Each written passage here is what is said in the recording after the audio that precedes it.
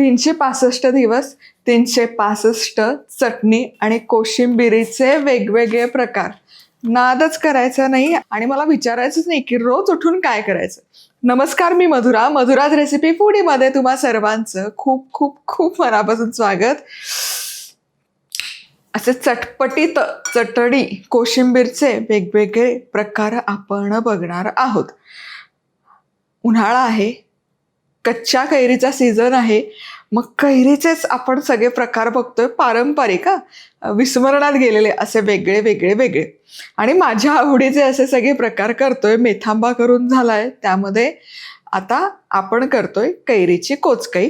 पण आपलं हे नवीन कोरा करकरीत ते चॅनल आहे. सबस्क्राईब केलं नसेल पटाक्कन उठायचं आणि सबस्क्राईब करायचं. ॲक्च्युली यूट्यूबवरच करायचं, उठायची गरज नाही, बसूनही करू शकता. तर ही कैरीची कोचकई करण्यासाठी काय काय साहित्य घेतलंय ते बघूया. 2 कैऱ्या साल न काढता अशा लांब लांब काप करून घेतले. उभा चिरलेला कांदा, बारीक चिरलेली कोथिंबीर, भाजलेल्या जिऱ्याची पूड अर्धा चमचा, पाव चमचा काळं मीठ, चवीपुरतं साधं मीठ, गूळ 3 ते 4 चमचे. यासोबतच आपल्याला लागेल थोडं फोडणीचं साहित्य पुढे दाखवते. पण महत्त्वाचं आपलं मधुराज रेसिपीची बॅडगी मिरची पावडर. मधुराज रेसिपी club.com वर जाऊन खरेदी करू शकता. पण आता तुम्हाला सांगते, अमेझॉनवर पण आपण आलेलो आहोत. पदार्पण झालेलं आहे. जवळपास 3 वर्षांनी we are back on Amazon. तिथेही ऑर्डर करू शकता. तर सगळ्यात आधी हे कैरीचे काप घ्यायचे. यामध्ये 1 कांदा, 2 कैऱ्या आहेत तर 1 कांदा उभा चिरून घेतला. मस्त बारीक चिरलेली कोथिंबीर, गूळ, चवीपुरतं मीठ, जिरेपूड, काळं मीठ. काळ्या मिठाने ना मस्त अशी त्याला चटपटीत चव यायला मदत होते. गुळाचं प्रमाण कमी जास्त करू शकता. गूळ नाही घातला तरी चालेल. ज्यांना मस्त असतं ते तिखट खायला आवडतं, गूळ स्किप केला तरी चालेल. पण मला आंबट, गोड, तिखट अशा सगळ्या चवी लागतात. आता लाल तिखट. आपल्या या बॅडगी मिरची पावडरने कुठल्याही पदार्थाला रंग छान येतो, चव बदलत नाही आणि मुख्य म्हणजे खाल्ल्यानंतर पोटाला त्रास होत नाही. तर हे मिसळूयात आणि हे 5 मिनिटं मुरण्याकरता ठेवायचं. कारण ते गुळबिळचे सगळे मसाले आहेत ना, ते या कैरीमध्ये चांगले मुरले पाहिजे. चला 5च मिनिटं झाले आणि बघा मिश्रण काय दिसतंय बहारदार. आहा. आता यावर फोडणी घालूयात. तर फोडणी करता काय काय साहित्य घेतलं ते बघूयात.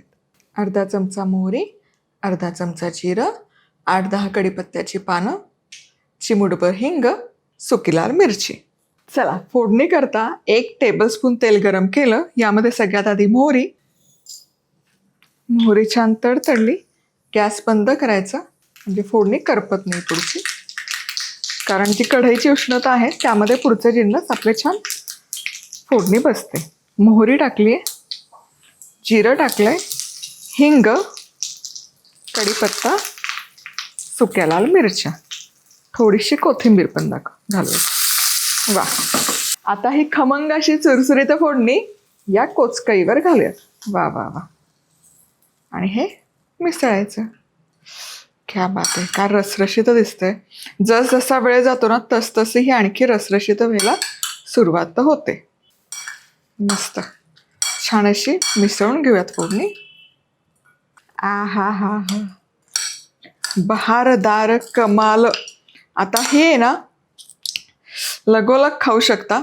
फ्रीजमध्ये ठेवली तर महिनाभर जरी म्हणलं तरी छान टिकते, खराब होत नाही.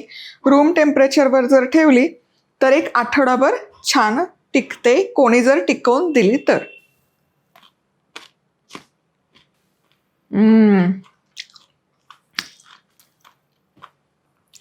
मस्त. आहा. तोंड आहे ना खवळतं हे खाताना. तुम्हाला सांगते, तुमचंही तोंड खवळलं असेल. साहित्य आकृती लिहून घ्या, शेवटी दिली आहे, आणि करून बघा. बहारदार. आहा. बरं, रेसिपी आवडली तर लाईक, कमेंट, सबस्क्राईब आणि पुन्हा भेटूयात. तोवर मस्त राहा, खुश राहा, आनंदी राहा. सगळ्यात महत्त्वाचं खात राहा.